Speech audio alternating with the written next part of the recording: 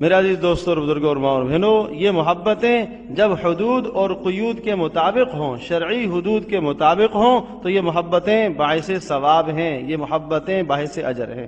اور اگر یہی محبتیں شرعی حدود سے نکل جاتی ہیں، حضرت صلی اللہ علیہ وسلم کی تعلیمات سے ہٹ کر یہ محبتیں اختیار کی جاتی ہیں، تو یہ محبتیں پھر آخرت میں انسان کے لیے وبال جان ہیں، آخرت میں انسان کے لیے عذاب کا ذریعہ ہے۔ آپ علیہ السلام کا یہ بھی ارشاد ہے، المرء مع من احب، آدمی کا حشر اسی کے ساتھ ہوگا جس کے ساتھ وہ محبت کرے گا۔ اگر کسی سے ناجائز محبت کر رہا ہے، کسی کافر سے محبت کر رہا ہے، تو قیامت کے دن اس کا حشر کافر ہی کے ساتھ ہوگا۔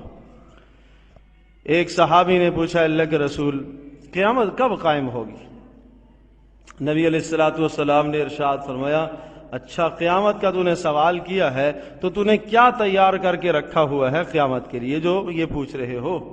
انہوں نے کہا، اللہ کے رسول، میرے پاس نمازیں تو بڑی بڑی نہیں ہیں، اور میرے پاس بڑے بڑے صدقات اور خیرات تو نہیں ہیں، اور میرے پاس راتوں کا قیام اور قرآن مجید کی تلاوت اور حج اور عمرے اور بڑے بڑے اعمال تو نہیں ہیں، البتہ دو چیزیں میرے پاس موجود ہیں، ایک اللہ کی محبت، دوسرا اللہ کے رسول کی محبت، بس یہ دو محبتیں میرے پاس ہیں۔ آپ علیہ السلام نے ارشاد فرمایا، المرء مع من احب، آدمی قیامت کے دن اسی کے ساتھ اٹھایا جائے گا جس کے ساتھ وہ محبت کرتا ہے۔ تو اگر آپ کی محبت اللہ کے رسول کے ساتھ ہے تو ارشاد فرمایا پھر آپ کا حشر بھی قیامت کے دن اللہ کے رسول کے ساتھ ہی ہوگا۔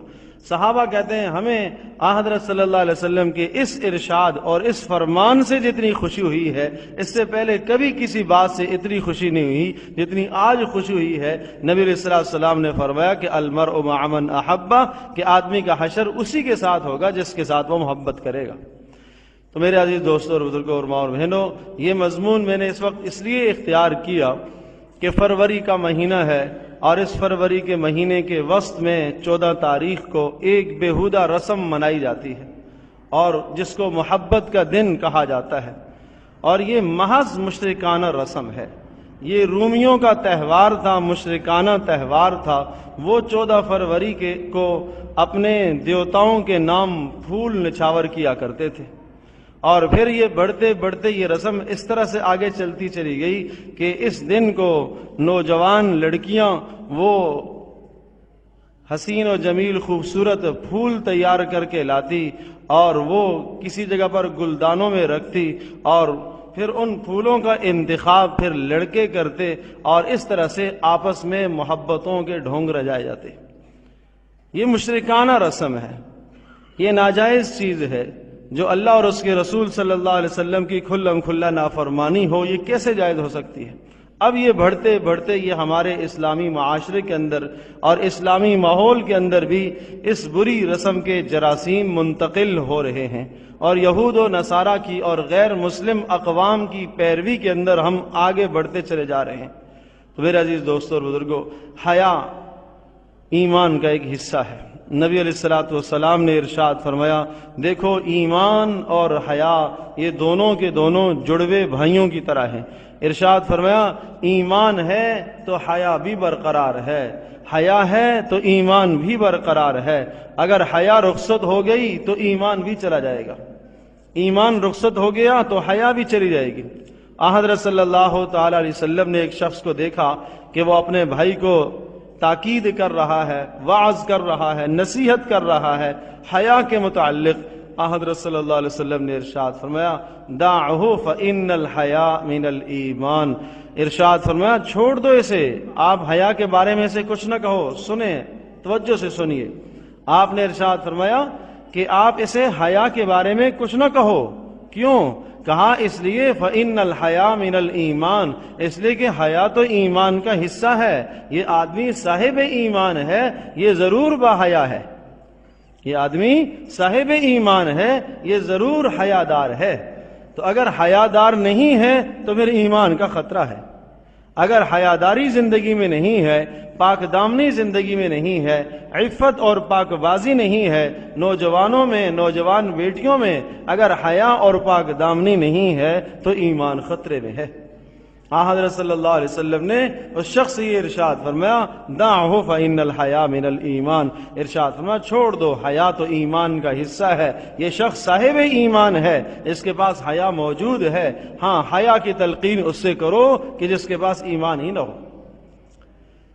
تو اس سے پتہ یہ چلتا ہے کہ انسان کی زندگی میں، آدمی کے ماحول اور معاشرے میں اگر بے حیائی رواج پا جائے تو یہ ایمان کی کمزوری ہے، یہ ایمان کی کمزوری ہے۔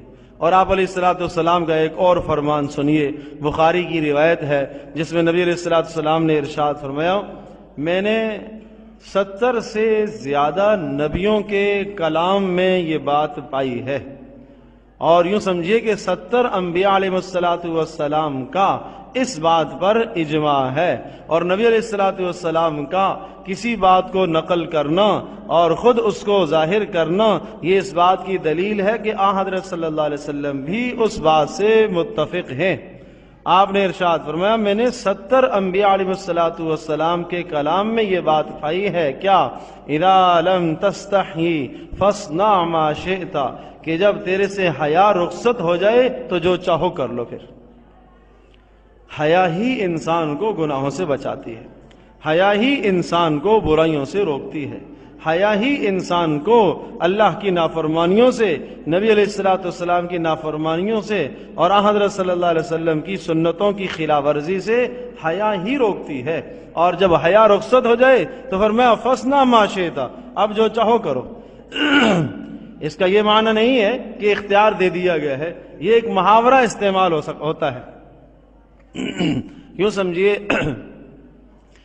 ایک بیٹا نافرمانی کرتے کرتے حد سے تجاوز کر گیا، باپ کی بات نہیں سنتا، باپ کی کسی بات کی طرف دھیان اور توجہ نہیں کرتا، وہ والد اس سے ناراض ہو گیا اور حد سے زیادہ ناراض ہو گیا، اور یہ کہہ دیا کہ اب یہ جو چاہے کرے، میرا اس سے کوئی سروکار نہیں ہے، میرا اس سے کوئی تعلق نہیں ہے۔